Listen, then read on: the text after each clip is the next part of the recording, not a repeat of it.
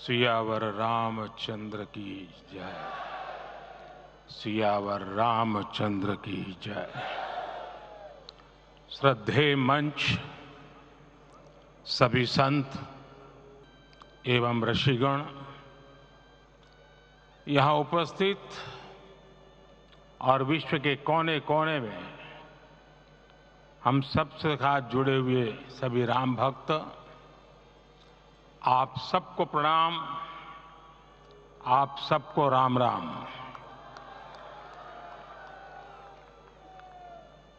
आज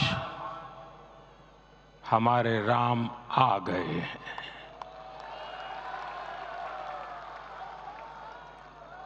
सदियों की प्रतीक्षा के बाद हमारे राम आ गए हैं। सदियों का अभूतपूर्व धैर्य, अनगिनत बलिदान, त्याग और तपस्या के बाद हमारे प्रभु राम आ गए हैं। इस शुभ घड़ी की आप सभी को, समस्त देशवासियों को बहुत बहुत बधाई। मैं अभी गर्भगृह में ईश्वरीय चेतना का साक्षी बनकर आपके सामने उपस्थित हुआ हूं। कितना कुछ कहने को है, लेकिन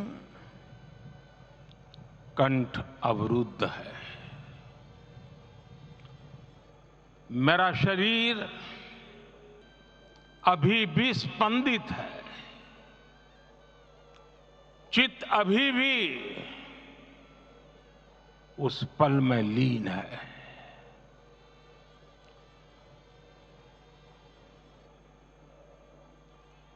हमारे रामलला अब टेंट में नहीं रहेंगे।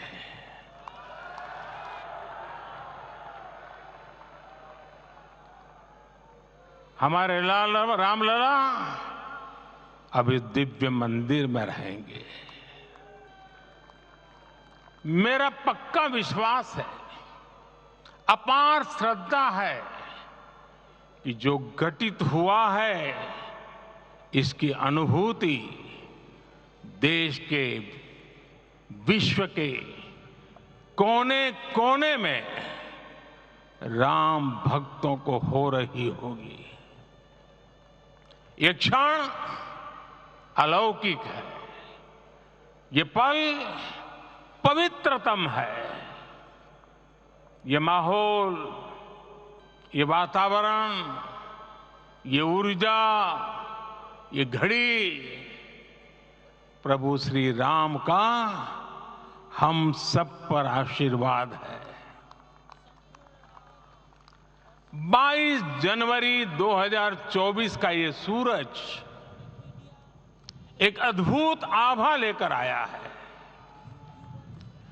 22 जनवरी 2024 ये कैलेंडर पर लिखी एक तारीख नहीं, ये एक नए काल चक्र का उद्गम है।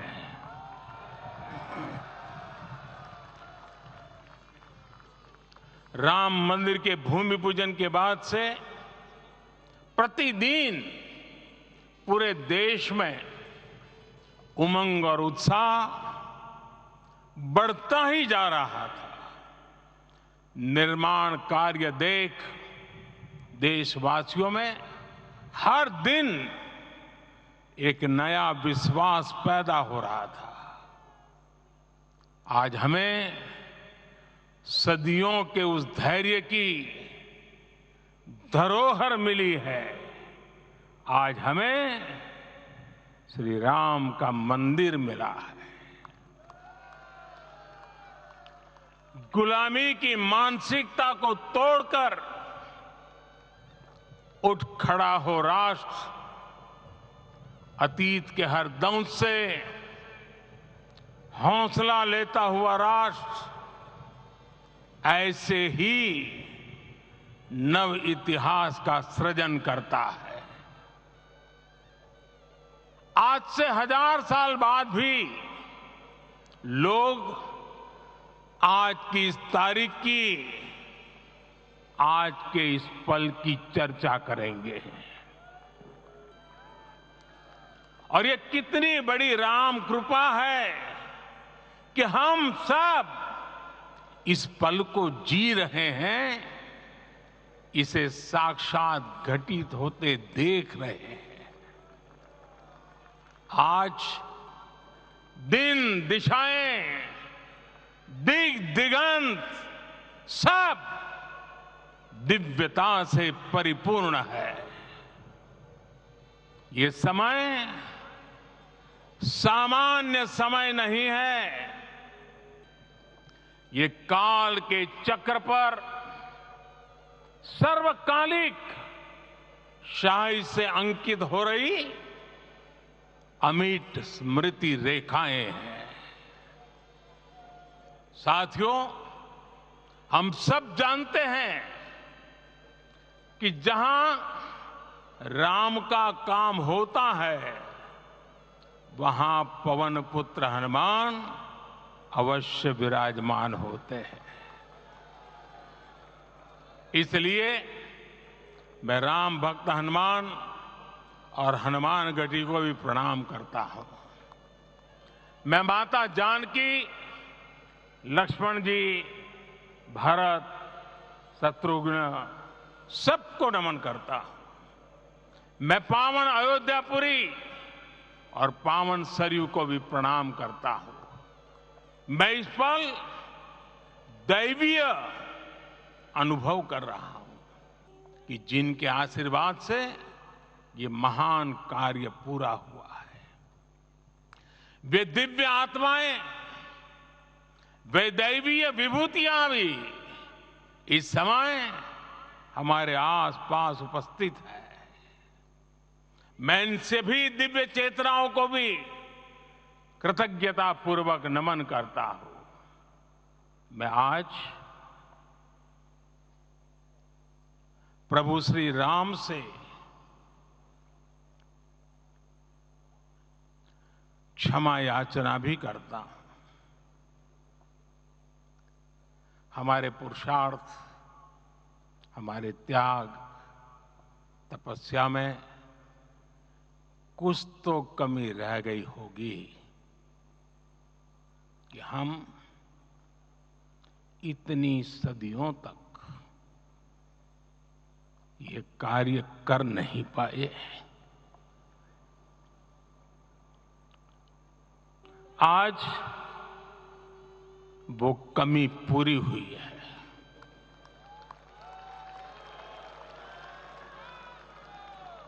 मुझे विश्वास है प्रभु राम आज हमें अवश्य क्षमा करेंगे।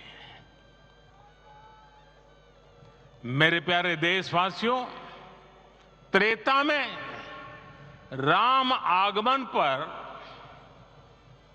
पूज्य संत तुलसीदास जी ने लिखा है, प्रभु बिलोकी हर से पुरबासी, जनित वियोग विपत्ति समनासी। अर्थात प्रभु का आगमन देकर ही सब अयोध्यावासी, समग्र देशवासी हर्ष से भर गए। लंबे वियोग से जो आपत्ति आई थी, उसका अंत हो गया। उस कालखंड में तो वो वियोग केवल 14 वर्षों का था, तब भी इतना असह्य था। इस युग में तो अयोध्या और देशवासियों ने सैकड़ों वर्षों का वियोग सहा है। हमारी कई कई पीढ़ियों ने वियोग सहा है। भारत के तो संविधान में उसकी पहली प्रति में भगवान राम विराजमान है। संविधान के अस्तित्व में आने के बाद भी दशकों तक प्रभु श्री राम के अस्तित्व को लेकर कानूनी लड़ाई चली। मैं आभार व्यक्त करूंगा भारत की न्यायपालिका का, जिसने न्याय की लाज रख ली।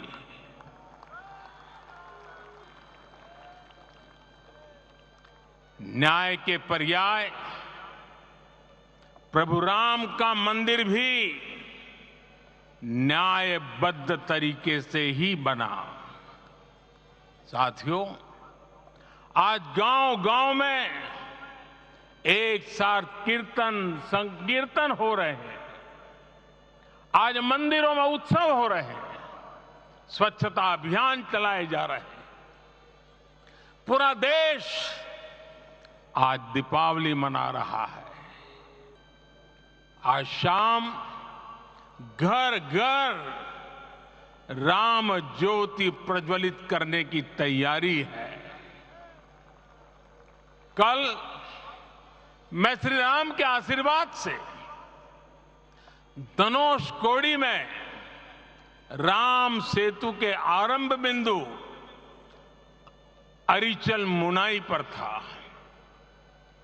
जिस घड़ी प्रभु राम समुद्र पार करने निकले थे, वो एक पल था जिसने काल चक्र को बदला था।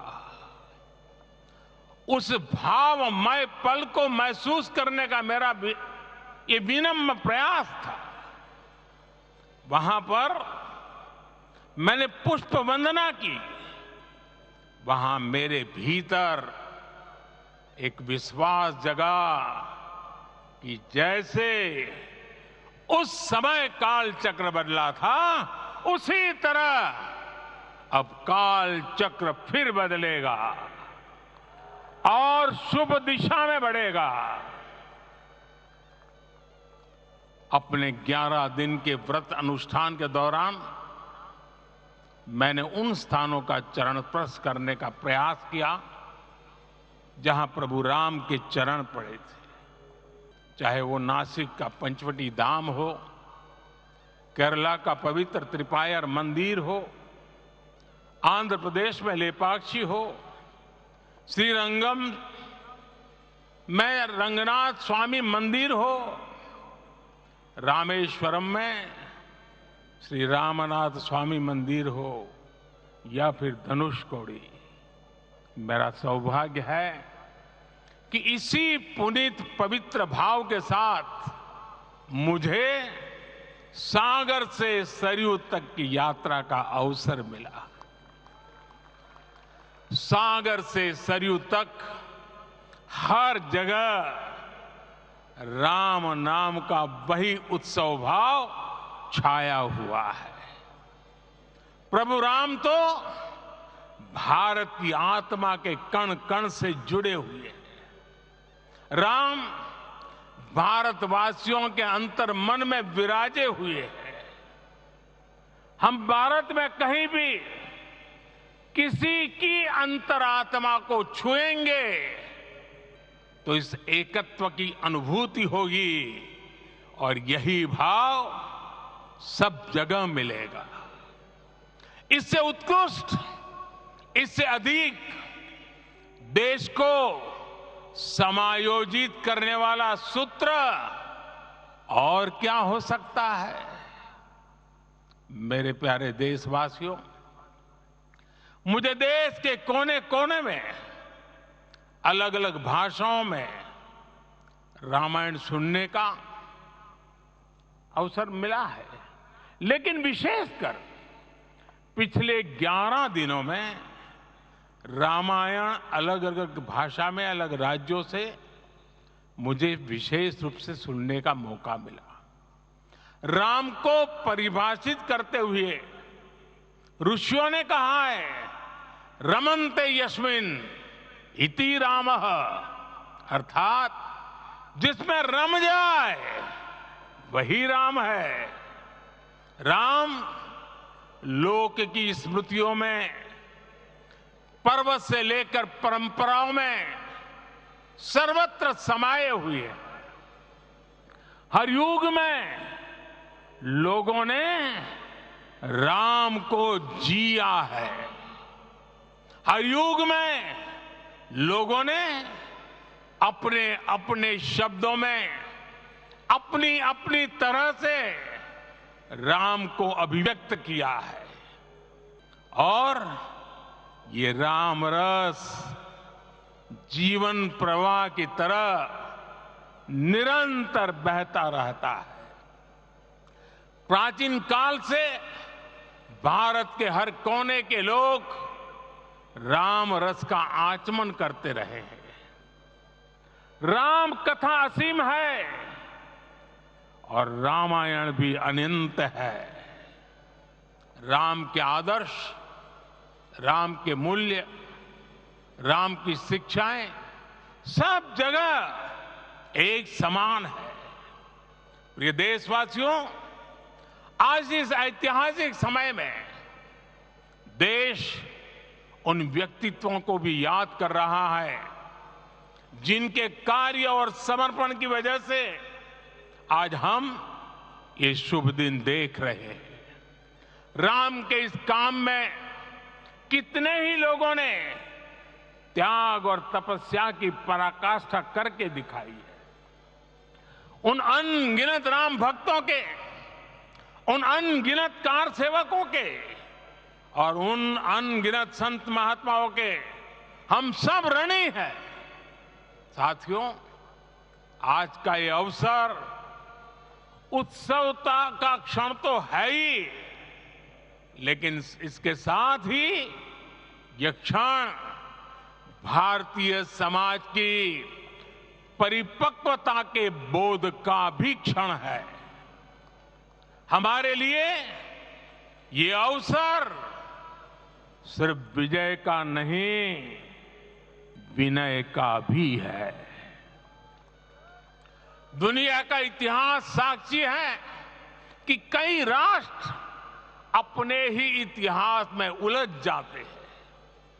ऐसे देशों ने जब भी अपने इतिहास की उलझी हुई गांठों को खोलने का प्रयास किया, उन्हें सफलता पाने में बहुत कठिनाई आई, बल्कि कई बार तो पहले से ज्यादा मुश्किल परिस्थितियां बन गई।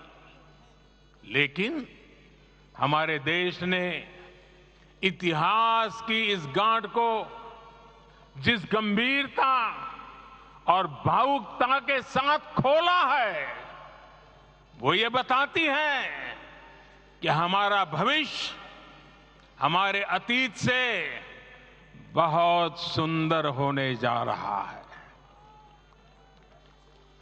वो भी एक समय था जब कुछ लोग कहते थे कि राम मंदिर बना तो आग लग जाएगी। ऐसे लोग भारत के सामाजिक भाव की पवित्रता को नहीं जान पाए। रामलला के इस मंदिर का निर्माण भारतीय समाज के शांति, धैर्य, आपसी सद्भाव और समन्वय का भी प्रतीक है। हम देख रहे हैं ये निर्माण किसी आग को नहीं, बल्कि ऊर्जा को जन्म दे रहा है। राम मंदिर समाज के हर वर्ग को एक उज्जवल भविष्य के पथ पर बढ़ने की प्रेरणा लेकर आया है। मैं आज उन लोगों से आह्वान करूंगा, आइए आप महसूस कीजिए, अपनी सोच पर पुनर्विचार कीजिए। राम आग नहीं है, राम ऊर्जा है। राम विवाद नहीं, राम समाधान है। राम सिर्फ हमारे नहीं है, राम तो सबके हैं।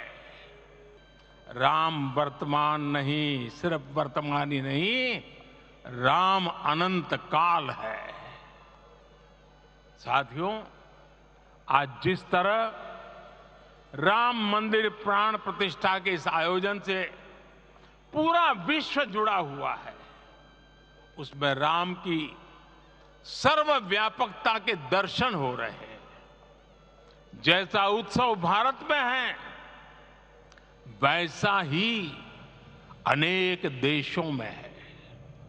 आज अयोध्या का यह उत्सव रामायण की उन वैश्विक परंपराओं का भी उत्सव बना है। रामलला की ये प्रतिष्ठा वसुधैव कुटुंबकम के विचार की भी प्रतिष्ठा है। साथियों, आज अयोध्या में केवल श्री राम के विग्रह रूप की प्राण प्रतिष्ठा नहीं हुई है, ये श्री राम के रूप में साक्षात भारतीय संस्कृति के प्रति अटूट विश्वास की भी प्राण प्रतिष्ठा है। ये साक्षात मानवीय मूल्यों और सर्वोच्च आदर्शों की भी प्राण प्रतिष्ठा है। इन मूल्यों की, इन आदर्शों की आवश्यकता आज संपूर्ण विश्व को है। सर्वे भवन्तु सुखिनः, ये संकल्प हम सदियों से दोहराते आए हैं। आज उसी संकल्प को राम मंदिर के रूप में साक्षात आकार मिला है। ये मंदिर मात्र एक देव मंदिर नहीं है, ये भारत की दृष्टि का, भारत के दर्शन का, भारत के दिग्दर्शन का मंदिर है। ये राम के रूप में राष्ट्र चेतना का मंदिर है।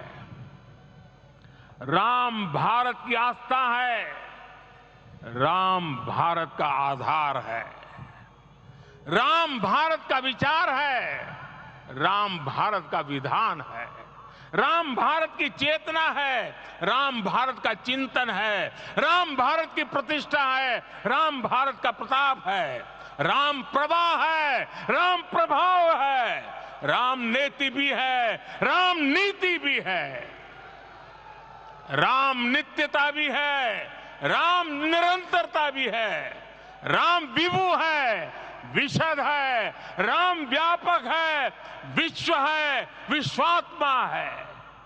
और इसलिए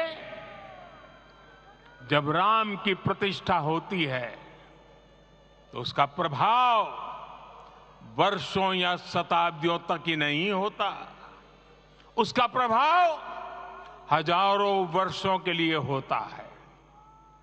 महर्षि वाल्मीकि ने कहा है, राज्यम 10 सहस्त्राणि प्राप्य वर्षाणि राघव, अर्थात राम 10,000 वर्षों के लिए राज्य पर प्रतिष्ठित हुए, यानी हजारों वर्षों के लिए राम राज्य स्थापित हुआ।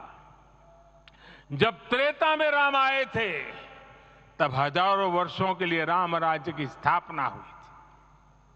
हजारों वर्षों तक राम विश्व पथ प्रदर्शन करते रहे थे। और इसलिए मेरे प्यारे देशवासियों, आज अयोध्या भूमि हम सभी से, प्रत्येक राम भक्त से, प्रत्येक भारतीय से कुछ सवाल कर रही है। श्री राम का भव्य मंदिर तो बन गया, अब आगे क्या? सदियों का इंतजार तो खत्म हो गया, अब आगे क्या? आज के इस अवसर पर जो दैवीय आत्माएं हमें आशीर्वाद देने के लिए उपस्थित हुई हैं, हमें देख रही हैं, उन्हें क्या हम ऐसे ही विदा करेंगे? नहीं, कदापि नहीं। आज मैं पूरे पवित्र मन से महसूस कर रहा हूं कि काल चक्र बदल रहा है। ये सुखद संयोग है कि हमारी पीढ़ी को एक कालजयी पथ के शिल्पकार के रूप में चुना गया है। 1000 वर्ष बाद की पीढ़ी राष्ट्र निर्माण के हमारे आज के कार्यों को याद करेगी। इसलिए मैं कहता हूं, यही समय है, सही समय है। हमें आज से, इस पवित्र समय से अगले 1000 साल के भारत की नींव रखनी है। मंदिर निर्माण से आगे बढ़कर अब हमें सभी देशवासी यहीं इस पल से समर्थ, सक्षम, भव्य, दिव्य भारत के निर्माण की सौगंध लेते हैं।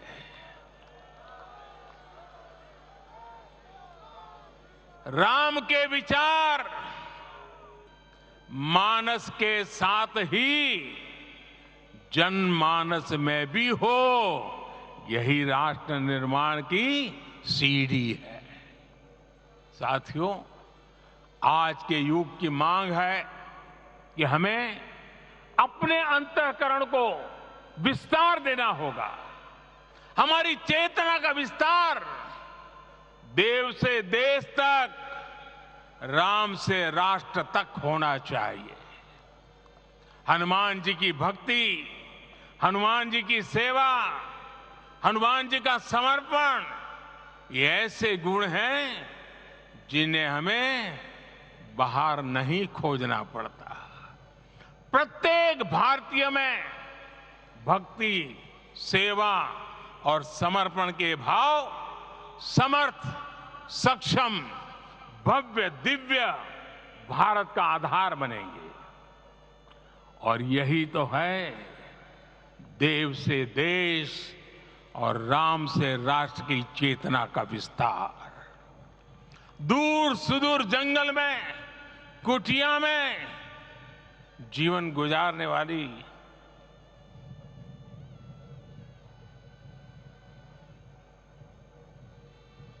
मेरी आदिवासी मां शबरी का ध्यान आते ही अप्रतिम विश्वास जागृत होता है। मां शबरी तो कब से कहती थी, राम आएंगे।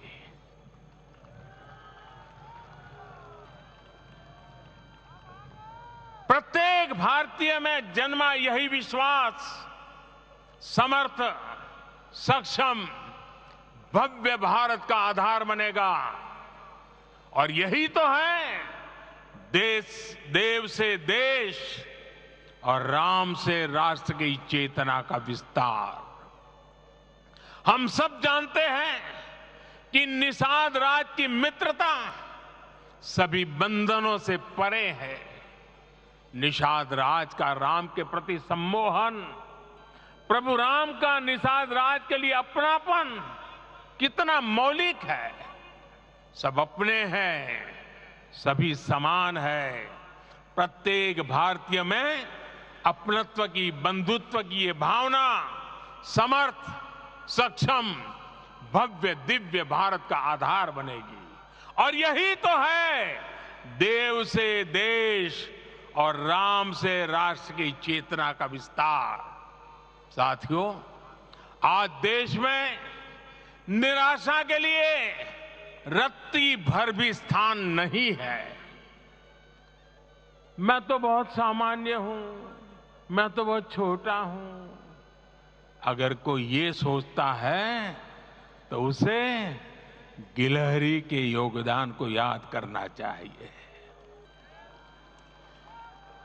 गिलहरी का स्मरण ही हमें हमारी इस हिचक को दूर करेगा, हमें सिखाएगा कि छोटे बड़े हर प्रयास की अपनी ताकत होती है, अपना योगदान होता है। और सबके प्रयास की यही भावना समर्थ, सक्षम, भव्य, दिव्य भारत का आधार बनेगी। और यही तो देव से देश और राम से राष्ट्र का, राष्ट्र की चेतना का विस्तार।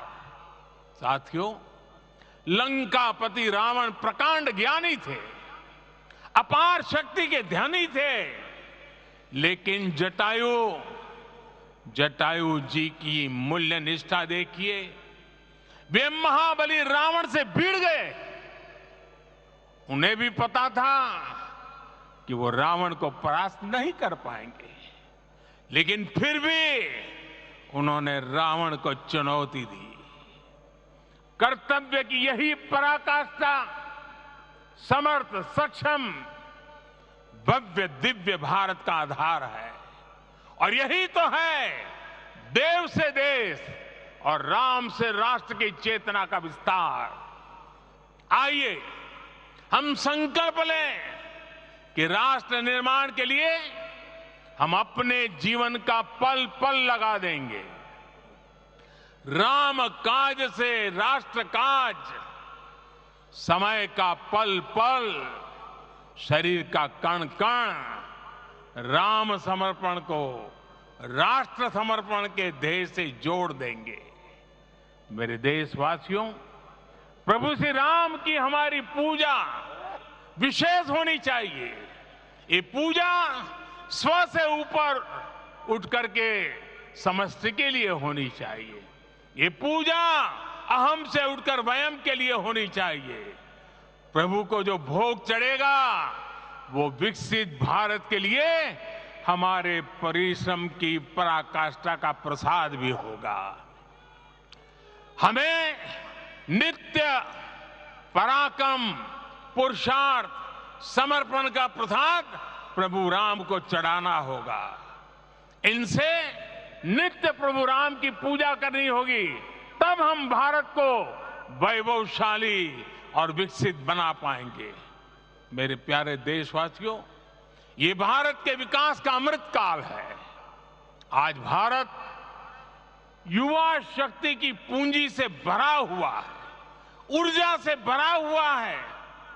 ऐसी सकारात्मक परिस्थितियां फिर न जाने कितने समय बाद बनेगी। हमें अब चूकना नहीं है, हमें अब बैठना नहीं है। मैं अपने देश के युवाओं से कहूंगा, आपके सामने हजारों वर्ष की परंपरा की प्रेरणा है। आप भारत की उस पीढ़ी का प्रतिनिधित्व करते हैं जो चांद पर तिरंगा लहरा रही है। वो 15 लाख किलोमीटर की यात्रा करके सूर्य के पास जाकर मिशन आदित्य को सफल बना रही है। जो आसमान में तेजस और सागर में विक्रांत का परचम लहरा रही है। अपनी विरासत पर गर्व करते हुए आपको भारत का नव प्रभात लिखना है। परंपरा की पवित्रता और आधुनिकता की अनंतता, दोनों ही पथ पर चलते हुए भारत समृद्धि के लक्ष्य तक पहुंचेगा। मेरे साथियों, आने वाला समय अब सफलता का है। आने वाला समय अब सिद्धि का है। ये भव्य राम मंदिर साक्षी बनेगा भारत के उत्कर्ष का, भारत के उदय का। ये भव्य राम मंदिर साक्षी बनेगा भव्य भारत के अभ्युदय का, विकसित भारत का। ये मंदिर सिखाता है कि अगर लक्ष्य सत्य प्रमाणित हो, अगर लक्ष्य सामूहिकता और संगठित शक्ति से जन्मा हो, तब उस लक्ष्य को प्राप्त करना असंभव नहीं है। ये भारत का समय है और भारत अब आगे बढ़ने वाला है। शताब्दियों की प्रतीक्षा के बाद हम यहां पहुंचे हैं। हम सब ने इस युग का, इस कालखंड का इंतजार किया है। अब हम रुकेंगे नहीं, हम विकास की ऊंचाई पर जाकर ही रहेंगे। इसी भाव के साथ